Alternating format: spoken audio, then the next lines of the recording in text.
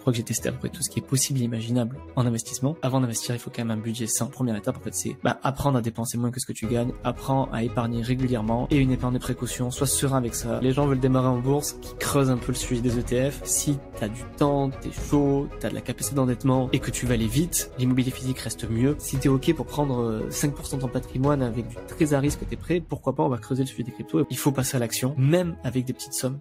Bonjour à tous et bienvenue dans ce nouvel épisode. J'ai la chance aujourd'hui d'être avec Thomas Creton du site et du podcast Mon Budget Zen. On va pouvoir parler d'investissement, on va pouvoir parler d'ETF, d'actions, d'immobilier, de SCPI, de beaucoup d'autres sujets que vous avez des fois déjà vu sur ce podcast. Mais là, on va pouvoir être un peu plus critique parce qu'on va pouvoir parler d'indépendance des conseillers en gestion de patrimoine et des conseillers en investissement financier. Hello Thomas, comment tu vas ? Très bien, merci. Et toi, Jérémy? Merci de me recevoir. Écoute, en pleine forme, mais très content d'être avec toi aujourd'hui. On va commencer par la traditionnelle question. On est obligé d'y passer, même si ça fait toujours un peu bizarre et c'est presque un peu chiant à force, mais il faut. Est-ce que tu peux rapidement te présenter, nous parler un peu de toi, de ton parcours, de ce qui t'a amené à ce que tu fais aujourd'hui, puis après on embrayera sur les gros sujets. Pas de souci. Encore une fois, merci de me recevoir, Jérémy. Très content de passer sur ton podcast. Donc je suis Thomas Creton. J'ai commencé à la base, comme beaucoup au final des gens qui ont fini dans la finance, mais j'étais ingénieur à la base, école d'ingé. J'ai pas mal voyagé. J'ai fait 10 ans dans l'ingénierie pour pas mal de grosses boîtes, jusqu'au moment où je me suis demandé. Je me suis rendu compte surtout que ça me plaisait pas, tu vois. Et en me rendant compte de tout ça, j'ai commencé à m'intéresser, en gros, comment je pourrais profiter de ma vie sans avoir besoin d'avoir un salaire, du moins de travailler pour un patron. Donc je commençais à m'intéresser à la liberté financière et à l'investissement, donc à titre perso. Je commençais à investir dans mon premier appart en 2017, premier appart immobilier. Et j'ai enchaîné avec d'autres apparts par la suite. J'ai investi en bourse en parallèle, en crypto, en SCPI, enfin bref. Je crois que j'ai testé à peu près tout ce qui est possible et imaginable en investissement. Et voilà, et en parallèle, j'ai monté le projet Mon Budget Zen là, depuis maintenant 3 ans, donc début 2020. À la base, qui était pour aider les gens à gérer leur budget, parce que c'était un problème qui me tenait à cœur, parce que je voyais beaucoup de mon entourage de personnes qui gagnaient bien leur vie, des gens, même des collègues à moi qui avaient le même salaire que moi, mais qui étaient à découvert ou qui n'arrivaient pas à se faire des projets, à kiffer la vie. Et moi, à côté de ça, j'arrivais à me payer des voyages, pas forcément luxueux, mais payer des voyages, des sorties, des choses qui me faisaient plaisir. Et j'ai voulu aider du coup un peu les gens à mieux gérer leurs finances pour épargner pour leur projet de vie. Et projet du coup qui s'est transformé en conseiller en investissement, parce que je me suis rendu compte que mon audience et les gens étaient plus intéressés par l'investissement. Donc j'ai commencé à dériver doucement vers l'investissement, passer mes habilitations pour devenir conseiller en investissement financier. Et donc voilà, c'est ce que je suis aujourd'hui. Et je continue à créer du contenu sur l'investissement et l'éducation financière avec mon podcast également. C'est intéressant ce que tu évoques ici, si tu veux, de voir que les gens sont plus intéressés par l'investissement que par le budget. Et pourtant, j'ai l'impression que des fois, ils auraient peut-être plus besoin de budget que d'investissement. Parce que vraiment, moi, j'ai connu des gens dans ma vie, des gens qui étaient dans la haute finance à Londres, des trucs comme ça, des gens qui gagnaient 30, 40 000 euros par mois et qui arrivaient à être à découvert tous les mois pourtant. Et d'autres très éduqués au budget et à l'investissement et qui, avec 2-3 000 euros, arrivent à mettre énormément d'argent de côté. Comment ça se fait que les gens, du coup, sont plus intéressés par l'investissement alors que c'est pas forcément de ça dont ils ont le plus besoin? Parce que c'est l'objet brillant, quoi. Tu vois le côté on va devenir riche vite, donc il faut investir vite.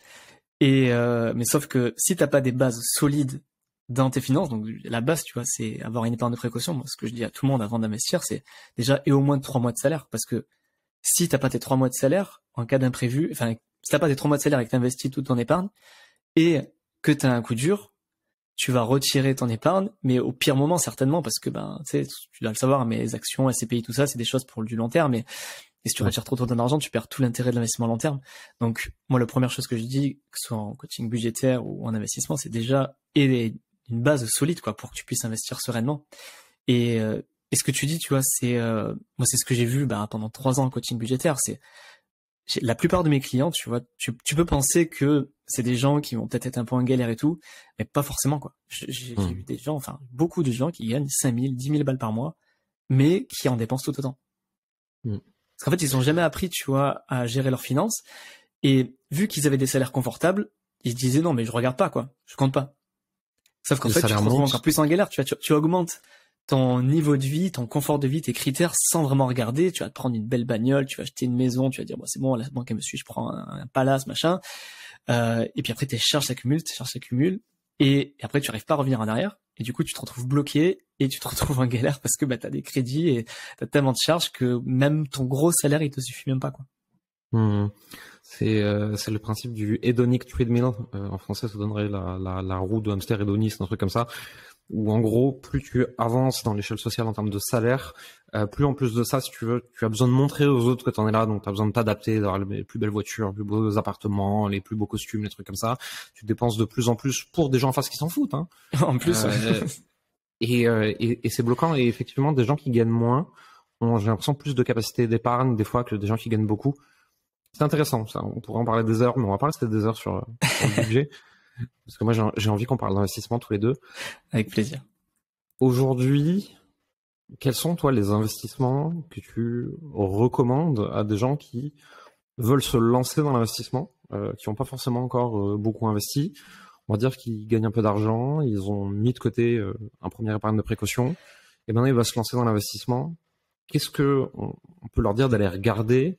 Et je le précise pour nos auditeurs, si moi vous m'entendez dire des trucs, je ne suis qu'un entrepreneur qui partage son avis, ne prenez pas mes conseils au pied de la lettre, au fond j'en sais rien, je fais juste des choses pour moi. Par contre Thomas, lui, a le droit de vous donner des conseils, parce que lui, il est accrédité par l'AMF. Avec des pincettes quand même, j'ai pas le droit de donner des conseils comme ça sur un podcast. Hein. Ce que je donnerai, ce sera à titre éducatif et pédagogique. Pour donner du conseil, il faut, pour que ça soit personnalisé, il faut que j'ai la personne qui utilise sa situation personnelle, fiscale, tout ça. Donc là, il y aura pas de conseils sur ce podcast, mais par contre, ce que je peux te dire, c'est que généralement, moi, ce que je recommanderais en fait aux gens, on va dire aux particuliers en général, hein, quand on parle d'investissement, ça va être déjà de s'intéresser aux deux piliers les plus solides de l'investissement, les choses qui sont les plus, on va dire, les plus fiables, les plus anciennes, même s'il y a toujours des risques, hein, comme dans tout investissement. Mais moi, je pense que mis à part, bien sûr, on a parlé de l'épargne de précaution et peut-être éventuellement un fonds en euros en assurance vie pour la partie safe, tu vois, avec peu de rendement, mais peu de risque. Mais dès qu'on va vouloir prendre un peu de risque et vouloir investir sur le plus long terme, pour moi, les deux piliers vraiment à creuser, ça va être l'immobilier et la bourse. Parce que c'est, selon moi, les choses les plus fiables, les plus solides, en fait. Pourquoi? Parce que pour une question de bon sens, tu vois, l'immobilier, on a besoin depuis la nuit des temps, tu vois. Tout le monde a besoin de se loger. Depuis toujours, posséder des terres, posséder un appartement, un bâtiment sur le très long terme, il y a peu de chances que ça se dévalorise. Alors, hors événement cataclysmique, mais l'immobilier, ça reste quand même quelque chose qui rassure, qui peut se transmettre, qui sert à loger des gens. On n'a pas besoin vraiment d'avoir de connaissances financières pour comprendre en fait l'intérêt, tu vois, de l'immobilier. Et ça peut être donc de l'immobilier physique, de l'immobilier par la SCPI, ça peut être de plein de manières possibles. Et l'autre biais, alors qui est beaucoup moins aimé des Français, tu vois, parce que les Français adorent l'immobilier et la bourse fait peur. Mais la bourse, au final, c'est juste investir, enfin contribuer à investir dans des entreprises, c'est posséder une petite part des entreprises. Et finalement, aujourd'hui, en fait, avec tous les nouveaux outils qui existent, que ce soit les courtiers par lesquels on peut passer, qui permettent de réduire énormément les frais, et les produits sur lesquels on peut investir, donc je pense notamment aux ETF, nous permettent en fait, ça permet de vraiment démocratiser l'investissement pour les particuliers. À l'époque de nos parents ou de nos grands-parents, vraiment investir c'est clairement réservé pour les connaisseurs et les riches. Aujourd'hui, c'est plus réservé pour les riches parce qu'on peut investir à partir de 1 euro, 10 euros en bourse. Et même si on n'y connaît rien, en investissant dans des ETF, donc des fonds indiciels, alors je dis pas qu'il faut y aller à l'aveugle, on fait pas n'importe quoi, il faut quand même se former ou se faire accompagner bien évidemment, mais des outils comme les ETF permettent aujourd'hui quand même d'être diversifiés, d'investir à moindre frais et de pouvoir suivre, on va dire, le marché boursier de manière passive, et c'est quand même, un outil qui est quand même bien adapté aux particuliers en général. C'est intéressant. Les ETF, j'ai l'impression que c'est un peu l'investissement du fainéant. Et j'en ai, attention. Moi aussi, j'aime bien. Je suis d'accord avec toi. Mais j'ai l'impression que tu peux pas aller sur des actions sans vraiment une solide éducation et sans être capable de lire des rapports annuels, des choses comme ça, etc. Et encore, même si tu as un horizon de temps très long, on n'est jamais à l'abri d'un signe noir, d'un événement imprévisible, etc. Alors qu'au foncièrement, moi, ce que j'aime bien avec les ETF, et j'ai pas que ça, mais j'en ai, c'est que sur un MSCI World, donc un ETF qui réplique le monde, sur un S&P 500, sur un même CAC 40 pour ceux qui ont envie, hein, c'est pas un truc, mais pourquoi pas. Et si on se place dans un horizon de temps de 20 ans, il y a quand même assez peu de chances que ça se pète la gueule. Ça reste volatile parce qu'il suffit qu'il y ait une année avec un truc cataclysmique comme en 2020 et tout peut partir en cacahuète. C'est clair. Mais globalement, j'ai vu beaucoup d'entrepreneurs aller là-dessus, tu vois, parce que c'est un peu pas envie de me faire chier, pas besoin de l'argent tout de suite, envie de l'avoir dans 30 ans. Bon, je fous tout là-dessus et puis on verra quoi. Qu'est-ce que t'en penses? Ben moi c'est vrai que je suis assez pro ETF pour les raisons que t'as dit et tu les as très bien décrites en fait. C'est l'investissement du fainéant, tu vois. C'est comme la SCPI, c'est l'investissement du mec qui a pas envie de se faire chier avec l'immobilier. C'est moins rentable. Alors, je parle pour l'immobilier. C'est moins rentable la SCPI. Par contre, tu t'emmerdes pas à gérer des locataires, tu vois. Et tu peux te faire du 4-5% par an. C'est pas sans risque, mais le risque est quand même assez maîtrisé. Ça reste de l'immobilier. Et puis, si c'est pour du très long terme, ça marche bien. Les ETF, c'est pareil. VS le stock picking, tu vois. Parce que le stock picking, tu peux être plus rentable que les ETF. Si tu choisis, on va dire, tu mises sur le bon cheval. Mais par contre, ça va demander une part de connaissances financières, parce qu'il faut savoir analyser une entreprise. Il faut savoir, du coup, savoir quand l'acheter aussi. Et puis, c'est pas que ça. C'est qu'une fois qu'on a choisi, qu'on a construit son portefeuille d'actions, donc déjà, il faut être diversifié sectoriellement, diversifié géographiquement, donc choisir les bonnes entreprises, en choisir beaucoup. Et en plus de ça, après, c'est pas parce qu'on les a choisies à un instant T elles sont bonnes à un instant T qu'elles vont le rester, tu vois.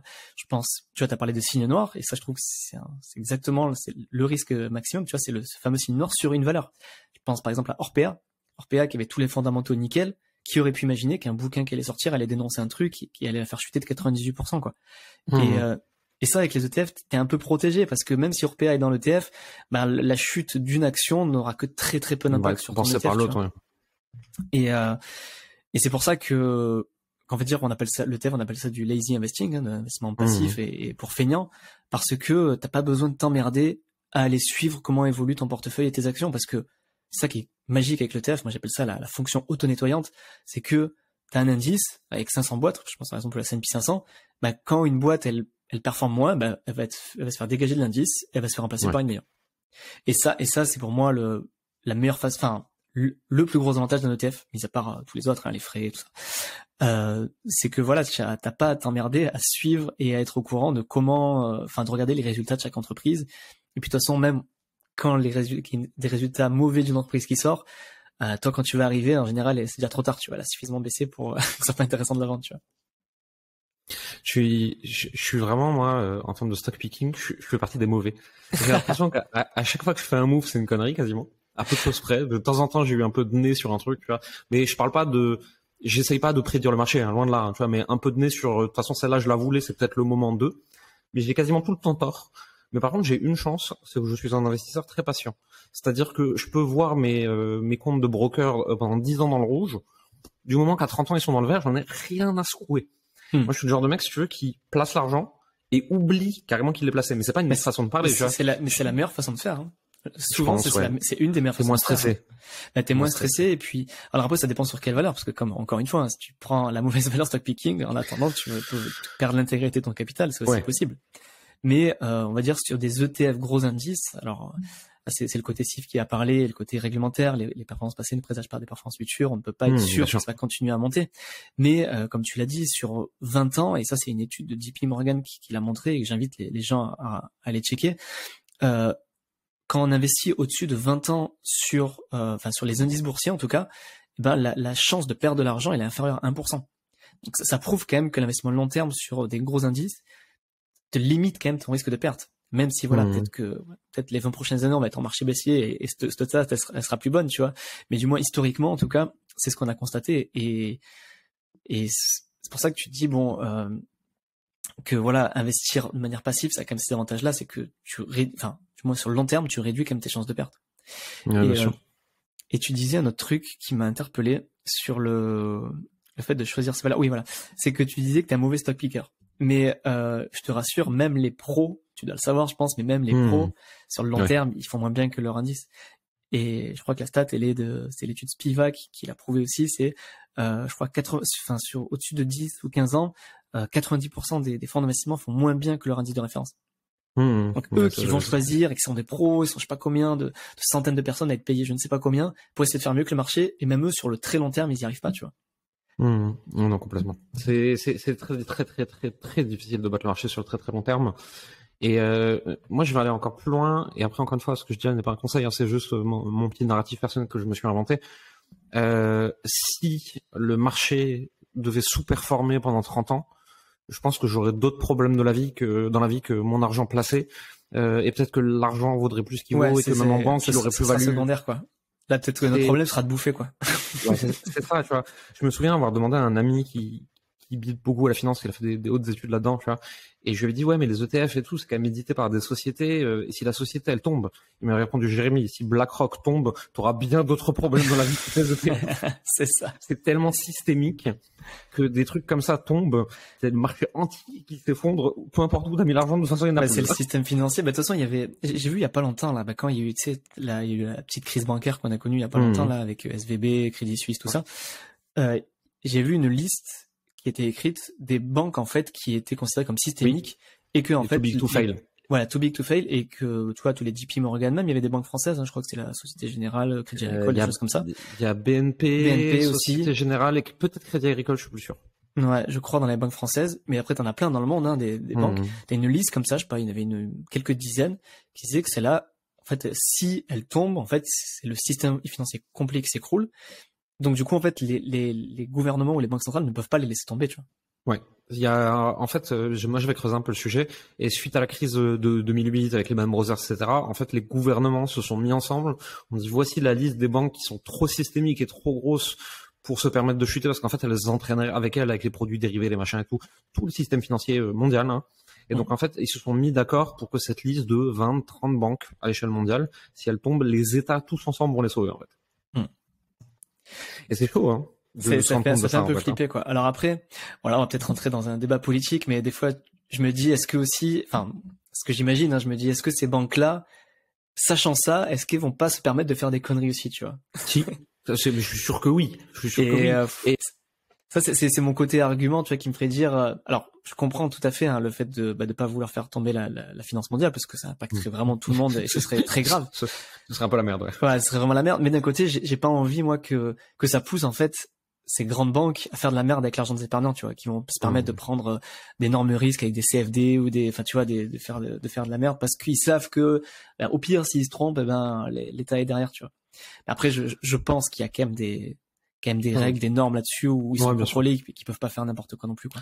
À minima, ouais. Mais en fait, je lisais il y a pas longtemps un bouquin qui résumait un petit peu 40 ans de meeting Berkshire Hathaway, etc. Tu vois. Et Warren Buffett l'a très bien dit. En fait, le problème de notre finance actuelle, c'est tout ce qui est produits dérivés, donc les swaps et les trucs comme ça. Donc pour ceux qui nous écoutent, à la base, ces contrats-là, c'était de dire un agriculteur, un gros agriculteur industriel, pour assurer ses rendements, en fait, il va prendre une assurance contre une chute imprévue du cours du blé pour que si sa production merde, l'assurance compense.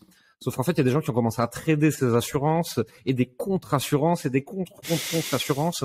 Et c'est ça qui a entraîné la chute d'ailleurs en 2008 avec les subprimes en fait.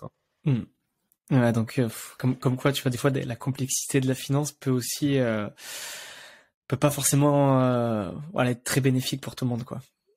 Moi, ça fait longtemps que j'ai admis qu'il y a une part de la façon dont est géré notre monde à l'échelle financière que je ne comprendrai jamais et que j'ai pas envie de comprendre. En fait, si tu veux, je préfère pas savoir.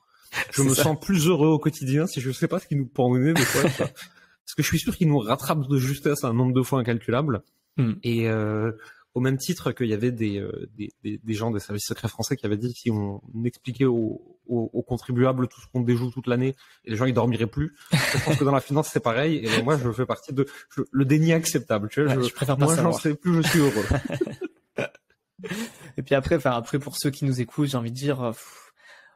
Si l'objectif des gens qui nous écoutent, c'est je veux placer mon argent pour sécuriser mon avenir, avoir une retraite anticipée, ou avoir, je sais pas moi, sécuriser l'avenir des enfants pour préparer leurs études, ou juste faire valoriser un capital, pas besoin de rentrer dans tous ces détails de, je sais pas moi, de CFD, de Forex et tout. Enfin, moi, dans tous les cas, c'est des choses que je déconseille à tout particulier parce que les stats, elles sont claires, quoi. Tu vois, sur la première année, 90% des traders qui perdent de l'argent, rien que ça, moi, la stat, elle me suffit, en fait, pour dire aux particuliers. Enfin, moi, j'ai des gens qui m'appellent en me disant, ouais, non, mais j'ai un plan, là, pour le Forex, je vais faire du 15% par an.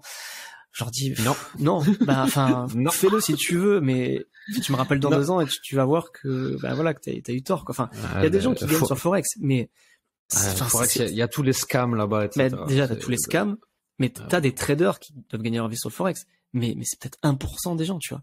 Enfin, et ceux qui vendent ça comme une solution miracle, pour moi, c'est... Le Forex, pour moi, c'est comme le casino. Je n'essaie pas de gagner contre la banque, en fait. Ouais, c'est ça. Tu finiras par perdre, en fait. Tu vas gagner la première fois, c'est la chance du débutant. 1 fois, 2 fois, 3 fois, jusqu'au moment où tu vas prendre confiance, tu vas tripler ta mise, et puis boum, tu vas te faire allumer, et puis là, tu vas... Ouais. C'est surtout qu'en face de soi, il y a des traders professionnels qui jouent sur les variances, les probabilités, des trucs comme ça, et qui savent qu'ils peuvent perdre 35 fois d'affilée du moment qu'ils gagnent la 36e, etc. Et donc, l'investisseur particulier qui va sur un marché qui est aussi volatile que ça face à des traders professionnels, c'est un piège à con, en fait. Mais c'est ça. Se faire plumer, quoi. Mais complètement. Et en plus de ça, déjà, t'as des traders pros, hein, des gens qui font je sais pas combien d'études et qui passent leur vie à faire ça. Et puis maintenant, t'as des robots aussi. Tu te bats contre des robots, quoi. Donc, moi, j'irai pas là-dessus, quoi. Enfin, et je recommande jamais aux gens de s'aventurer là-dessus. Enfin, voilà. Si, voilà, les gens veulent démarrer en bourse, qui creusent un peu le sujet des ETF, pourquoi pas le stock picking s'ils ont le temps, l'énergie et les connaissances ou l'envie d'y passer du temps. Mais pour les, on va dire, pour les feignasses, commencer à s'intéresser aux ETF, ça peut être un bon premier pied à mettre dans la finance, quoi. Souvent, j'ai l'impression que les salariés vont avoir le temps et l'énergie d'aller chercher le stock picking, chercher les actions à dividendes, chercher les small caps, des trucs comme ça. Alors que les entrepreneurs, si tu veux, qui ont une valeur de leur temps qui est pas la même parce qu'ils sont capables de générer de beaucoup plus gros revenus en peu de temps, vont plutôt aller vers des investissements très passifs, très lazy, vont pas chercher des gros rendements, plutôt à sécuriser et à essayer de contrer autant que possible l'inflation. Ça va s'arrêter là. Et j'ai connu c'est pas qu'il y en a pas, mais j'ai connu peu d'entrepreneurs qui vont chercher à surperformer. Ou alors c'est plutôt en début de carrière, ils cherchent à surperformer, ils comprennent que ça demande beaucoup de risques, ils perdent beaucoup, et après ils arrêtent leur connerie. C'est ça, et après ils se rabattent sur des trucs un peu plus passifs et moins risqués. Ouais, complètement. On a parlé de TF, on a parlé d'IMO, j'aimerais bien qu'on creuse quelques minutes le sujet des SCPI. Ouais. Déjà pour ceux qui nous écoutent, est-ce que tu peux expliquer ce que c'est, et ensuite pourquoi est-ce que toi tu trouves ça intéressant de manière générale? Ouais, donc la SCPI, ça veut dire donc Société Civile de Placement Immobilier, on appelle ça aussi la pierre papier, et c'est le fait en fait de placer son argent. Tu vas donner ton argent à une société tu vas acheter des parts en fait de la société, de la SCPI, et elle en contrepartie elle va te verser des loyers. Donc comme si tu achètes un appart qui te reverse des loyers, là tu vas acheter des parts qui va te reverser des loyers au prorata de ce que tu as investi. Et ce qui est bien, c'est que en donnant ton argent à la SCPI, eux, ils vont prendre des frais. Alors, tu as des frais à l'entrée, même si pas toutes les SCPI, maintenant, il y a de nouvelles SCPI qui prennent pas de frais d'entrée. Tu as des frais à l'entrée et ils vont prendre des frais de gestion, mais eux, ils te reversent des loyers nets de frais de gestion. Aujourd'hui, tu peux espérer, on va dire, la moyenne nationale, c'est 4,5%. Les meilleurs, ils peuvent donner 7, et les moins bonnes, on va dire 3. Et ce qui est bien, c'est que ils s'occupent de tout. C'est-à-dire, ils achètent, ils vendent, ils gèrent les loyers, ils font les travaux, ils font les baux, location, enfin bref, ils gèrent tout. Toi, tu ne fais rien, tu as juste à mettre ton argent dans la SCPI et en contrepartie, tu reçois des loyers. Ça peut être tous les trimestres, après ça dépend si tu fais par une assurance vie ou par en direct, mais généralement, c'est des loyers reversés tous les trimestres. Et moi, je trouve ça cool après ça dépend bien sûr des profils. Si tu as du temps, tu es chaud, tu as de la capacité d'endettement et que tu vas aller vite, je pense que l'immobilier physique reste mieux parce que tu peux faire de meilleures affaires, tu peux être plus rentable, mais en contrepartie de temps, d'énergie et de stress proportionnel à ça. Mais si t'as pas envie de t'emmerder ou que t'as connu de l'immobilier, que la gestion ça t'a saoulé, la SCPI ça peut être clairement un bon moyen de continuer de rester dans l'immobilier. Tu touches tes revenus de manière passive et voilà quoi, et tout le monde est content. Ok. Hyper intéressant pour des personnes qui n'auront pas envie de s'emmerder mais qui veulent s'exposer à l'immobilier du coup. C'est ça, ouais. Complètement. Et puis après voilà, il y a plein de façons d'investir en SCPI. Hein. Tu vois, je vais pas rentrer dans le détail là. T'as la nue-propriété, la pleine propriété. Tu peux faire de l'usufruit. Tu peux le faire en direct par le biais d'une assurance vie. T'as des SCPI sans frais d'entrée. Tu peux même faire avec du crédit. T'as beaucoup de montages possibles, mais on va dire que ce qui est bien, c'est que tu peux le quand t'as pas envie de t'emmerder aussi et que t'as pas de grande somme, tu peux le faire avec une assurance vie. Tu peux le mettre dans ton assurance vie, ça c'est quand même pas mal parce que tu profites de l'avantage fiscal de l'assurance vie. Mais encore une fois, voilà, ça dépend des objectifs des gens, des profils fiscaux, personnels. Machin. Bien sûr, c'est hyper important de le rappeler pour ceux qui nous écoutent et ceux qui nous regardent, c'est que un bon investissement ou un mauvais investissement, ça va absolument rien dire. Ça dépend toujours de votre horizon de temps, de votre objectif, de votre aversion à la perte, au risque, etc., de votre profil d'investisseur, ce qu'on appelle, et c'est pour ça que aujourd'hui, il n'y a personne qui a le droit de vous donner le moindre conseil en investissement, à minima sans connaître votre profil d'investisseur, votre profil de risque, etc. Parce que il y a peut-être quelqu'un qui estime que en dessous de 15% de rendement, il a même pas envie d'y aller, mais par contre qui est ok de tout perdre avec une probabilité peut-être élevée. Et il y a d'autres personnes qui se disent, bah moi je veux sécuriser mon épargne, je suis ok d'avoir presque moins de rendement que l'inflation, je m'en fous complètement. Par contre, je veux un truc qui soit le plus sécurisé possible. Et ça, c'est important de le rappeler, je pense. Complètement. Mais de toute façon, quand on fait un bilan patrimonial ou qu'on fait une mission de conseil d'investissement, bon, la première chose, c'est je fais remplir une fiche client de quelques pages qui va demander, bah voilà, t'as un questionnaire de risque, t'as les objectifs que tu veux, tu dois remplir même le patrimoine que t'as, parce que moi je peux pas commencer à conseiller les gens tant que je sais pas, tant que j'ai pas tous les éléments en fait. Parce que tu vois, des fois il y a des gens qui viennent me voir sur Instagram, ils disent ouais Thomas, j'ai dû le remplacer, qu'est-ce que j'en fais? Je dis non mais je peux pas donner des conseils par Instagram, je connais rien, je connais pas ta situation personnelle ni fiscale, je connais pas c'est quoi tes objectifs. Enfin t'as tout dit quoi. Il faut connaître le profil général de la personne pour pouvoir savoir quel est le meilleur investissement pour la personne. Après les gens ne sont pas obligés d'être conseillés, tu vois. Enfin, là, je suis très mauvais en marketing, hein, tu vois. Je me fais pas ma propre pub, mais, mais tu vois, si les gens ont envie de se former tout seul et d'y aller tout seul, c'est aussi possible. Après, voilà, il faut être conscient, voilà, de ses choix et des risques qu'on prend, mais c'est aussi possible. Et moi, j'ai commencé comme ça. Mais après, c'est sûr que si on a envie d'être sûr de pas faire de bêtises, je pense qu'être accompagné, c'est toujours rassurant, quoi. Bien sûr, complètement d'accord. Et justement, parlons-en de l'accompagnement des conseillers de manière générale. Aujourd'hui, il y a deux types de conseillers. Il y a ceux qui sont payés un forfait fixe pour les conseils qu'ils vont donner. Et il y a ceux qui sont pas payés de forfait fixe, mais qui derrière vont toucher des rétrocommissions en fonction des produits qu'ils vont placer. Quelle est ton opinion là-dessus? Alors, déjà, je vais te corriger. Il n'y en a pas deux, trois profils parce que justement, il y a les non indépendants, il y a les faux indépendants et il y a les indépendants. D'accord. Je vais te détailler. C'est simple. Ceux qui sont non indépendants officiellement, ça veut dire ceux qui sont affiliés à une banque ou une assurance, par exemple les agents généraux d'assurance, par exemple quelqu'un qui travaille pour, je sais pas moi, pour Swiss Life ou pour la BNP.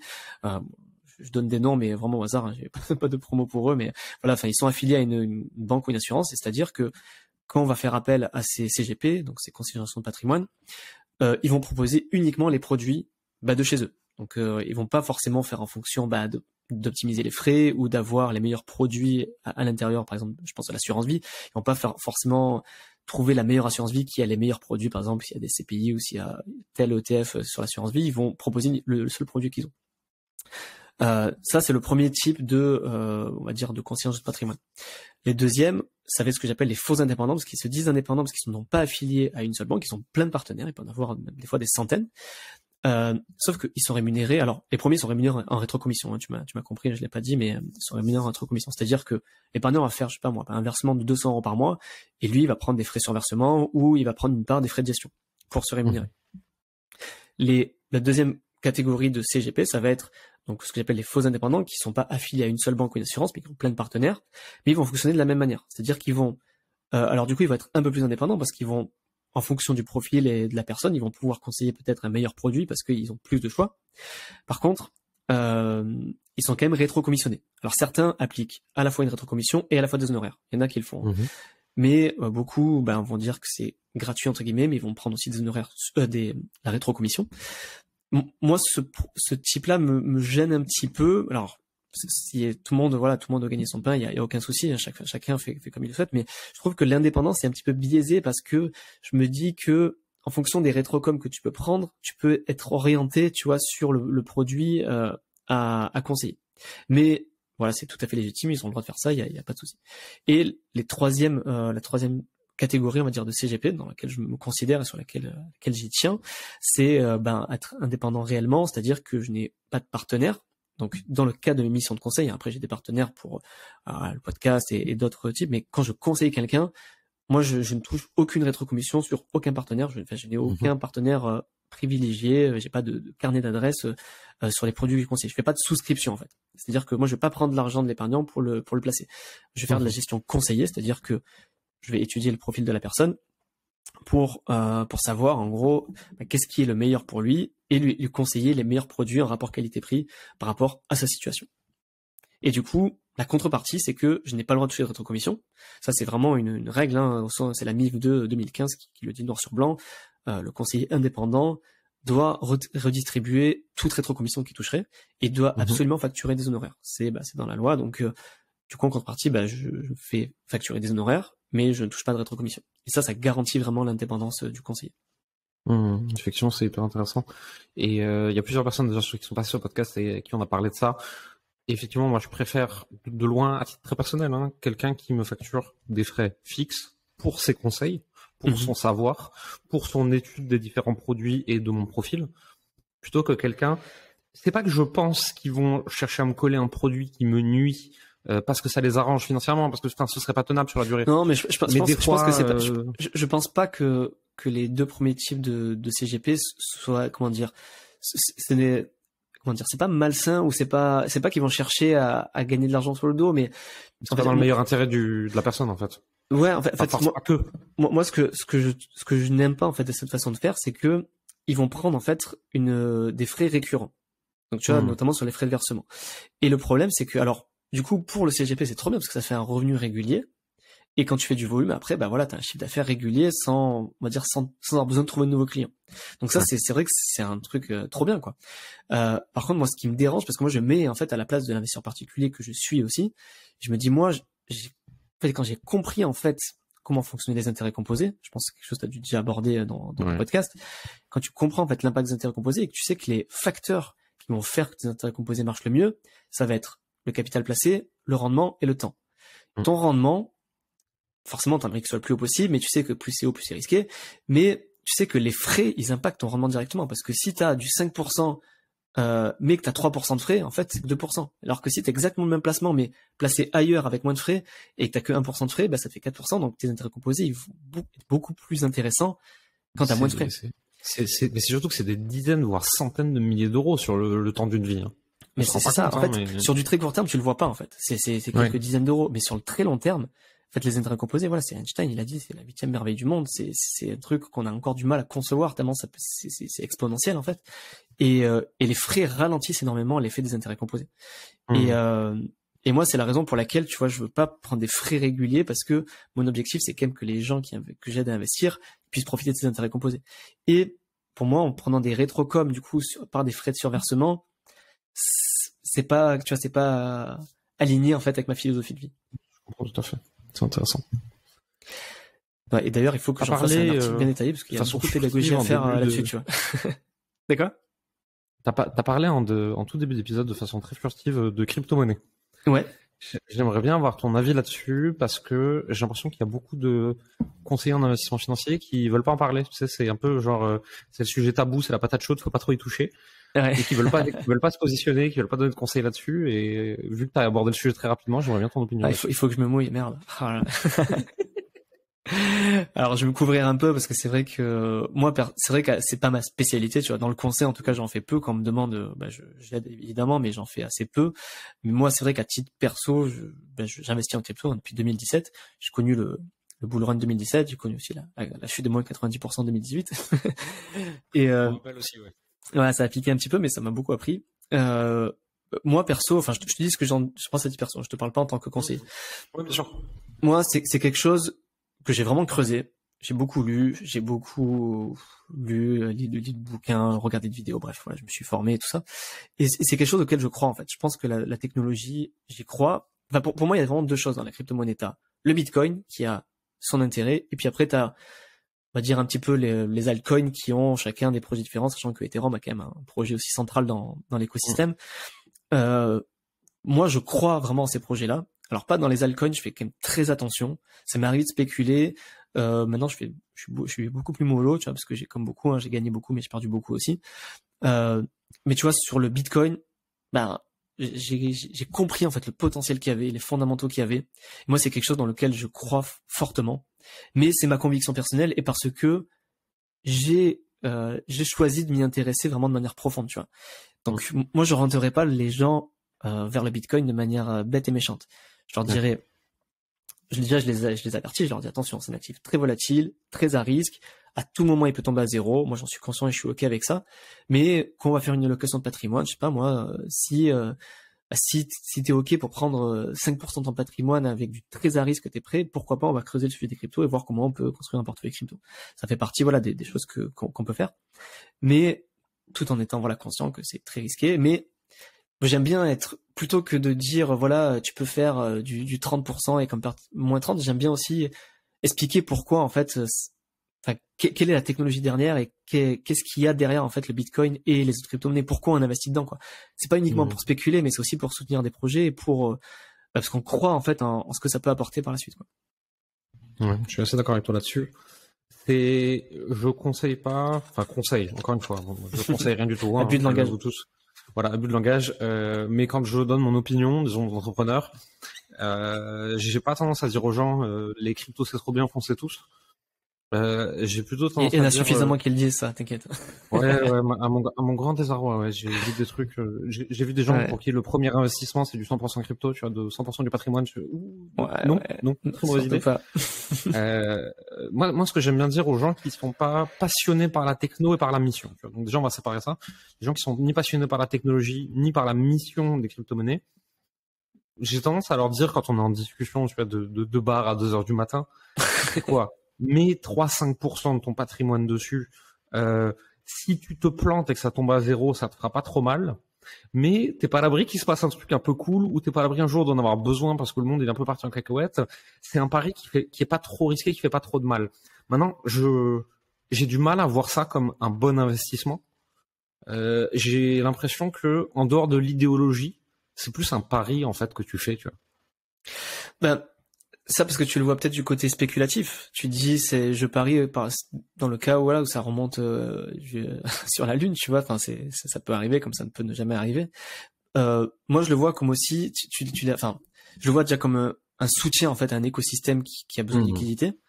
Ouais. Et je le vois aussi parce que enfin je pense vraiment que notamment le Bitcoin a vraiment toutes les qualités requises pour être une valeur refuge, quoi. Tu vois, on parle souvent d'or numérique et je pense que ça, enfin, tu vois, si il peut se passer plein de choses qui font que ce que je dis n'est pas vrai. Hein, attention, hein, si d'ailleurs les banques centrales, les gouvernements disent bon, on interdit tout Bitcoin, si voilà les politiques deviennent beaucoup plus durs avec ça, il peut aussi tomber à zéro. Mais enfin, je sais pas, moi je suis voilà, j'ai une conviction assez forte là-dessus, comme quoi ça peut avoir enfin voilà, ça peut être un moyen de paiement sécurisé qui est enfin voilà, qui est complètement immuable, tu vois, enfin et qui est transparent aussi parce que grâce à la blockchain, tu peux avoir accès à toutes les transactions. Donc tu sais, tout le monde dit ouais, ça sert pour acheter pour blanchir de l'argent et tout, mais non, en fait en soi, t'as toutes les transactions qui sont tracées, donc tu peux tout remonter. C'est sécurisé à fond. T'as le proof of work qui est souvent aussi décrié parce que ils disent que c'est enfin, les gens qui décrivent ça disent que c'est peu écologique, ce qui est vrai, c'est vrai que ça consomme de l'énergie, mais c'est aussi ça qui amène la sécurité, tu vois, les gens, ils oublient de le dire, mais le fait de devoir besoin de dépenser de l'énergie, ça amène de la sécurité, ça veut dire que, tu pourras jamais, en fait, jamais personne pourra pirater le réseau Bitcoin, parce que ça veut dire qu'il faudrait que un hacker, il ait, je sais pas moi, l'énergie de tout un pays entier pour pouvoir hacker le Bitcoin, tu vois, et c'est impossible. Je trouve ça un peu facile, le truc de ça consomme de l'énergie, c'est pas bien. C'est pas que on devrait pas chercher des solutions alternatives dans tout un tas de choses de notre monde qui seraient moins gourmandes en énergie ou des énergies plus vertes, plus renouvelables, etc. C'est juste que en fait, on veut prendre le Bitcoin comme un truc à part et on dit regardez toute l'énergie que ça consomme, alors qu'en fait c'est censé prendre parti ou pas par rapport au système bancaire qui lui en consomme encore plus en fait. Ben c'est ça, c'est ce que j'allais te dire, c'est exactement ça, c'est que certes, ça consomme de l'énergie. Bitcoin, on va pas le nier. Oui, par contre, c'est une alternative au système bancaire qui lui consomme. Mais alors, d'une part par les investissements qu'ils font dans les énergies fossiles, donc ça c'est indirect, mais aussi juste par toutes les agences qu'il y a, les murs, les machins. Enfin, tu vois, l'électricité qui est consommée. Enfin, ça consomme bien plus. En fait, si tu penses au système bancaire global, tout ce que ça consomme, enfin, c'est bien plus que ce que peut consommer Bitcoin. Oui, voilà, c'est ça. J'ai l'impression que c'est un peu les détracteurs de Bitcoin, tu vois, qui disent oui, mais ça consomme de l'énergie, ça pollue. Oui, bon, le système bancaire encore beaucoup plus. Est-ce qu'il faudrait pas trouver un moyen d'avoir des énergies plus clean? Évidemment que si. Mais je sais que en tout cas beaucoup de fermes de minage sont de plus en plus à énergie renouvelable. Enfin, je pourrais pas donner de chiffre ni de proportion, mais je sais que c'est dans la mouvance plutôt. C'est plutôt dans cette mouvance-là plutôt que d'utiliser des centrales à charbon en tout cas. Ouais, bien sûr, j'ai vu des trucs énergétiques de plus en plus green, justement, ça doit se crypto-monnaie, etc. Je trouve ça très intéressant. Je continue à suivre ça de très très près. Est-ce que tu pourrais nous donner des conseils, pas de où placer, quoi placer, etc., si tu veux, mais plutôt comment penser son investissement, son argent et peut-être les émotions derrière tout ça pour quelqu'un qui débute. Là, je m'adresse finalement pas aux conseillers en investissement financier, mais plus au coach, au podcasteur, à la personne qui fait du contenu, qui a été au contact de beaucoup de gens sur ces sujets-là. Est-ce que tu pourrais nous donner quelques bonnes pratiques, mais plus d'état d'esprit par rapport à tout ça? Ouais. Alors là, je vais revenir à mes racines sur les finances. Et déjà, je pense que avant d'investir, il faut quand même un budget sain, un budget zen. Tu vois, la raison pour laquelle je me suis appelé mon budget zen, c'est que je pense que déjà, quand tu es serein avec tes finances, là, sans parler d'investissement, tu pourras investir beaucoup plus sereinement, en fait. Déjà, je pense c'est vraiment l'étape, j'appelle ça l'étape 0, c'est qu'avant même, la première étape, en fait, c'est, apprendre à dépenser moins que ce que tu gagnes, apprendre à épargner régulièrement, et une épargne de précaution, sois serein avec ça, sois déjà capable de faire des projets que tu as envie sans te foutre dans la merde. Ça, c'est vraiment la première chose. Ensuite, sur l'investissement, sur le côté un peu plus mindset, moi, j'ai tendance à penser que malgré toute la théorie que tu peux apprendre, même si moi, je suis aussi vendeur de formation, donc je suis le premier à dire oui, il faut connaître la théorie, mais malgré ça, tu vois, je pars du principe que il faut passer à l'action, même avec des petites sommes. Je pense que c'est mieux, tu vois, d'investir 50 balles, 100 balles en bourse pour démarrer, que ce soit sur un ETF, sur du stock picking, ce que tu veux, pour tester, voir comment tu réagis, plutôt que de te payer, je sais pas combien de formations et de jamais passer à l'action. Et je pense que la pratique vaut mieux que la théorie, comme tu vois, c'est comme quand tu fais de l'immobilier. Si tu suis des formations mais que tu vas pas faire de visite, ça sert à rien, tu vois. Il faut aller sur le terrain, et je pense que la pratique vaut tout l'or du monde. Et une fois que tu as mis un peu les pieds dedans, que ce soit en bourse, en immobilier, étonnamment, il va se passer un truc, c'est que tu vas avoir tes 100 balles qui, peut-être qu'ils vont monter, peut-être qu'ils vont baisser. Tu vas apprendre déjà à te connaître un petit peu mieux. Tu vas apprendre, qu'est-ce que c'est le risque, qu'est-ce que ça fait de perdre de l'argent, qu'est-ce que ça fait d'en gagner. Et aussi, tu vas dire, ok, en fait, ouais, ça me fait gagner, ok, donc je vais peut-être creuser une autre stratégie. Puis là, tu vas vraiment t'y mettre, en fait. Et c'est souvent quand tu mets même un petit peu d'argent que tu vas commencer vraiment à t'intéresser au sujet. Tu peux écouter des podcasts, tu peux suivre des vidéos YouTube, tu peux lire des bouquins, tu peux suivre des formations, tu peux te faire coacher, ce que tu veux. Mais souvent, c'est en mettant des petites sommes pour démarrer qu'on va vraiment après creuser les sujets et affiner, avoir vraiment une stratégie qui nous ressemble et comprendre aussi un peu mieux ce qu'on fait. C'est hyper intéressant. Donc ouais, moi j'appelle ça aussi, tu vois, la théorie des petits pas, qui est commencer petit, enfin ne vois pas trop gros pour démarrer, surtout quand tu démarres. Commence petit et puis ensuite quand tu maîtrises bien voilà ton profil de risque, ce que tu veux, tes émotions, et là tu peux augmenter progressivement tes investissements. Ok, très cool. J'ai une dernière question pour toi. J'aime bien la poser à ton invité. Si tu devais donner un conseil au toi qui a 15 ans, qu'est-ce que tu lui dirais? Très bonne question. Je pense que je lui donnerais la définition des intérêts composés. Ouais, je pense que c'est le premier truc que je lui dirais. Je lui ferai lire en fait la définition des intérêts composés. Qu'est-ce que ça veut dire? Et je lui dis démerde-toi avec ça. Parce que tu dois le savoir, c'est les intérêts composés, le facteur temps et toute son importance. Vas-y, dis-moi, pardon. Moi, j'ai un souvenir, mais qui m'énerve aujourd'hui, qui m'énerve.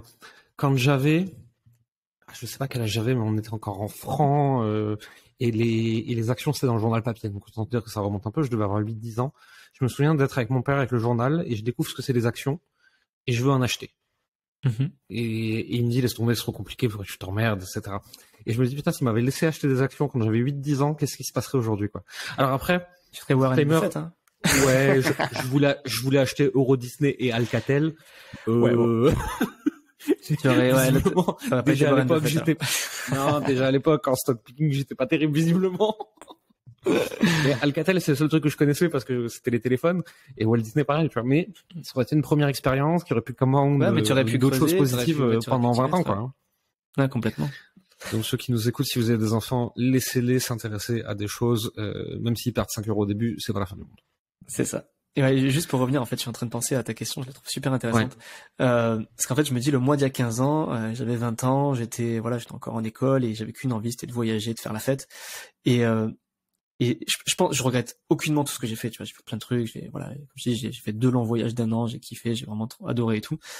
Mais je pense que tu vois, si j'avais juste pris conscience de ça, des intérêts composés, même si j'avais mis juste 50 euros ou 100 euros par mois, à l'époque, j'en étais capable. En plus, tu vois, quand j'étais étudiant, je gagnais que dalle, mais après, voilà, j'ai toujours fait des petits boulots, j'ai toujours été capable d'épargner ça, tu vois. Et ça, c'est 50, 100 euros par mois sur les 15 ans qui sont passés. Tu faut qu'il fait à 8%. Enfin, voilà, on fera faire le calcul, mais voilà, ça m'aurait déjà beaucoup plus rapproché de la liberté financière que tous les efforts que j'ai pu faire pendant 5 ans. Alors, je me rapproche fortement, tu vois, mais voilà, il y a ces 10, 15 ans qui sont passés, juste avec 50 100 euros par mois, ça aurait pu changer beaucoup de choses. Je me dis régulièrement la même chose. Tout cet argent que j'ai dépensé, et c'est pas que j'aurais dû moins vivre, moins m'éclater, moins dépenser, hein, mais juste, franchement, 50, 100 euros par mois, tu vois, ça aurait pas changé notre vie. Quand t'es jeune, ça change rien, tu vois. C'est ça. Il y a des gens aujourd'hui, ils sont adultes et ça peut changer énormément dans leur vie, mais quand t'es jeune et que c'est de l'argent de poche et que tu claques souvent dans des conneries quand même, tu vois. Ne serait-ce que 50 balles, ça aurait pu changer quelque chose, quoi. Mais enfin, c'est un autre sujet. En tout cas, très bonne question, d'ailleurs. J'ai beaucoup aimé cette question. Où est-ce qu'on te retrouve si on veut en savoir plus sur toi, sur ce que tu fais et en écouter un peu plus? Alors, comme je t'ai dit en off, ça tombe un peu mal parce que je suis en train de changer de nom, donc je vais donner un nom mais qui sera certainement pas le même, mais dans tous les cas, je ferai comprendre que ce sera mon ancien nom. Donc là aujourd'hui, je m'appelle Mon Budget Zen. J'ai un podcast qui est dispo sur toutes les plateformes comme tout le monde, qui je diffuse un peu sur YouTube aussi. J'ai un site internet du même nom, un compte Instagram aussi du même nom, et j'ai une newsletter, un mail que j'envoie tous les lundis matins où j'apporte du contenu, où je contribue à l'éducation financière, je donne des tips sur l'invest, sur l'éducation financière, budget, tout ça. Et j'ai des formations également, du coaching que je propose du coup maintenant pour faire du conseil d'investissement. Donc voilà, vous me retrouvez, si vous tapez Mon Budget Zen sur internet, vous devrez me trouver assez facilement. Et puis il y a le podcast aussi qui marche plutôt bien. Et puis voilà, bientôt j'aurai un nouveau nom, mais je l'ai pas encore décidé, donc je sais pas. Écoute, on mettra tous les liens dans la description et quand tu auras changé, si c'est au moment de cet épisode ou même si c'est après, on modifiera les liens dans la description. Ah, c'est gentil. Ils seront toujours à jour et puis ce sera plus facile pour les gens qui nous écoutent de te retrouver. Thomas, merci beaucoup pour ton temps. Avec grand plaisir. Merci à toi, Jérémy, de m'avoir invité. Écoute, c'est un plaisir. Et pour tous ceux qui nous écoutent, qui nous ont écoutés jusqu'au bout, merci de nous avoir donné un petit peu de votre temps et d'avoir passé ce moment avec nous. N'oubliez pas les étoiles, les commentaires, les pouces, tous les trucs habituels. C'est très important, les étoiles. Apple Podcast et Spotify, notez Jérémy. Ça change tout. Moi, je suis d'accord avec ça. Merci à tous et à très bientôt.